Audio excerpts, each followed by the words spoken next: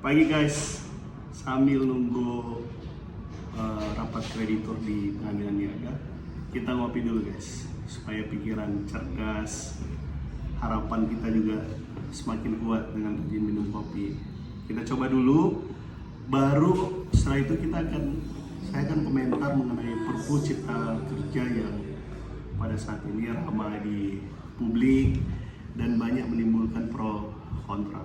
Tentu itu adalah pendapat pribadi. Nah, kita coba dulu kopinya. Nah, pokoknya kalau mau cerdas harus minum kopi pagi-pagi. Nah, jadi gini, saya tadi sempat nonton video yang beredar terkait dengan pendapat Prof. Yusril terkait dengan Perpu Cipta Kerja, terus perdebatan di Twitter, perdebatan melalui tulisan, cetak, terus debat-debat di TV dan lain-lain sebagainya. Saya kira semua pihak, baik yang pro dan kontra terhadap keluarnya Perpu Cipta Kerja, punya dasar argumentasi yang kuat masing-masing. Nah, tinggal bagaimana kita mendudukkan dan melihat persoalan ini dan bagaimana posisi kita terhadap Perpu Cipta yang dikeluarkan oleh Presiden tersebut, dan yang kedua bagaimana proses politiknya nanti di DPR, karena terkait dengan Perpu itu nanti akan berlaku sah dan mengikat ketika DPR menerimanya sebagai suatu produk undang-undang. Jadi gini, Perpu itu sejatinya merupakan peraturan pemerintah, hanya memang levelnya itu adalah selevel undang-undang. Artinya apa? Bahwa daya berlaku dan mengikatnya itu setara dengan undang-undang. Nah, kalau kita lihat Perpu itu sendiri dalam sistem dan konstruksi bernegara kita, itu bagian dari konsekuensi dari sistem presidensialisme yang kita anut, bahwa presiden itu memiliki kekuasaan yang sangat kuat, termasuk di bidang legislasi. Terkait dengan Perpu ini, itu seringkali kita mendengar bahwa Perpu adalah hak subjektif presiden. Nah, kalau kita bicara terkait dengan hak subjektif presiden, itu sama dengan kita bicara terkait dengan hak prerogatif presiden. Artinya bahwa otoritas itu berada di tangan presiden sepenuhnya. Nah, itu yang pertama dalam konteks Perpu, bahwa Perpu itu menjadi otoritas dan kewenangan presiden. Nah, kapan presiden bisa menggunakan hak subjektif tersebut? Undang-Undang Dasar 1945 itu mengatakan bahwa dalam konteks hal ihwal kegentingan yang memaksa, inilah yang kemudian menjadi perdebatan banyak orang, karena apa yang dimaksud dengan situasi yang genting dan memaksa tersebut, itu publik tidak punya satu pemahaman yang sama, atau bahkan di luar diri presiden itu juga tidak punya penilaian yang sama, karena kembali pada tadi itu bahwa yang namanya Perpu itu adalah merupakan hak subjektif presiden.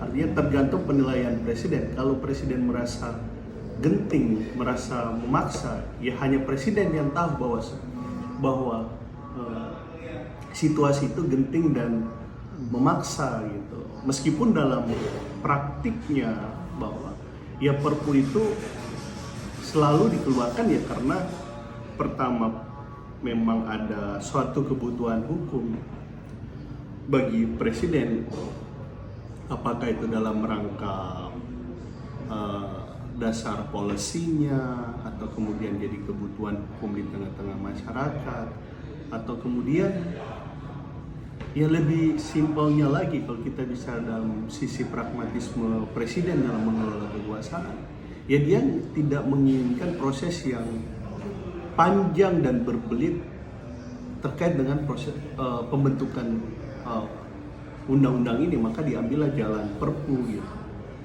Karena memang ya kalau kita juga melihat sejarah Perpu itu sendiri, katakanlah ketika Undang-Undang Dasar 1945 beberapa kali diamandemen, kemudian presiden sebelumnya ada Pak SBY, ada Pak Jokowi, ya memang kita tidak pernah gitu berada pada situasi yang memang benar-benar katakanlah genting, atau katakanlah pun genting menurut penguasa atau presiden, yang masyarakat belum tentu merasa bahwa situasi itu genting gitu.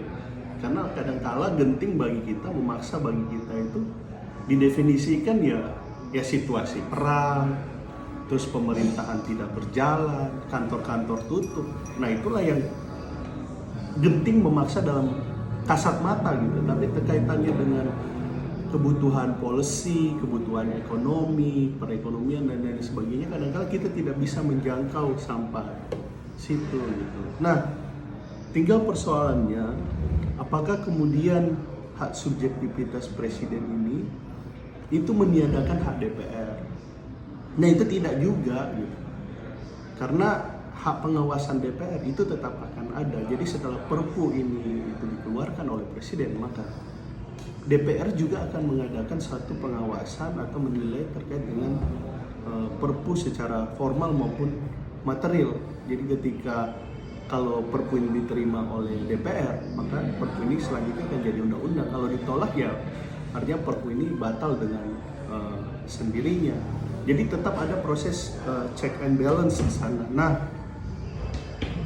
publik kan dan banyak pihak mempermasalahkan kenapa pilihan Perpu yang diambil untuk menindaklanjuti putusan MK gitu.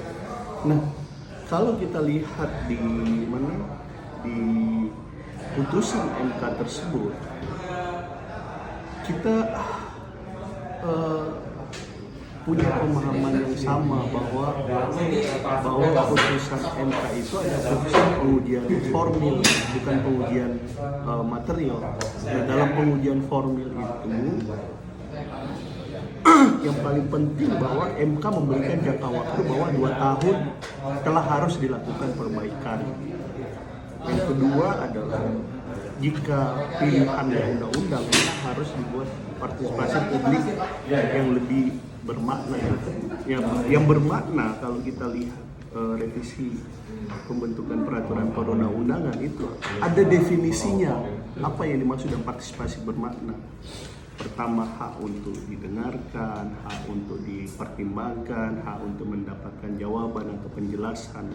Itulah yang disebut dengan partisipasi bermakna. Tapi itu jika bentuk hukum yang ingin diambil itu adalah undang-undang gitu. Tapi kalau dalam bentuk Perpu, ya tentu proses-proses yang partisipasi yang dimaksud dalam pembentukan undang-undang itu tidak menjadi bagian dari proses pembentukan Perpu itu sendiri gitu. Sehingga ya menurut saya, pada kesimpulan saya ya, apa yang diambil terkait dengan Perpu Cipta Kerja itu ya tetap sah dan konstitusional. Justru ya begitulah presiden gitu. Jadi ada yang ada instrumen melekat, terus power atau kekuasaan yang itu merupakan konsekuensi dari presidensialisme, dan itu merupakan pilihan yang melekat bagi seorang presiden apakah dia mau menggunakannya atau tidak gitu. Nah, dalam konteks ini ya saya justru melihat pemilihan penggunaan instrumen Perpu justru itu jalan yang paling efektif dan cerdas diambil oleh presiden gitu. Karena dengan jangka waktu 2 tahun, dengan model Omnibus Law yang mengatur banyak pasal di dalamnya, itu dengan akhir masa jabatan pemilu yang akan dilaksanakan pada 14 Februari, itu hal yang sangat sulit gitu mengambil suatu pembahasan yang konklusif dengan jangka waktu yang sisanya 7 bulan gitu, jelang akhir tengah waktu. Sehingga ya dengan yang waktu dan opsi yang tersedia, memang bagi presiden yang paling pas yang diambil dan paling benar ya memang harus perpu gitu, karena itu yang paling efektif bagi presiden dan tidak merepotkan, apalagi kemudian akhir masa jabatan dan pemilu sebentar lagi dilaksanakan. Nah, kira-kira begitu guys. Jadi Perpu itu sah dan konstitusional. Tinggal nanti kita lihat proses di DPR seperti apa.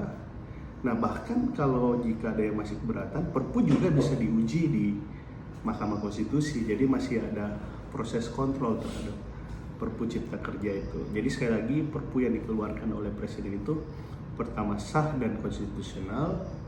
Yang kedua adalah pilihan cerdas di tengah waktu yang terbatas dan kemungkinan proses pembuatan undang-undang yang akan memakan waktu yang panjang gitu. Oke, mantap.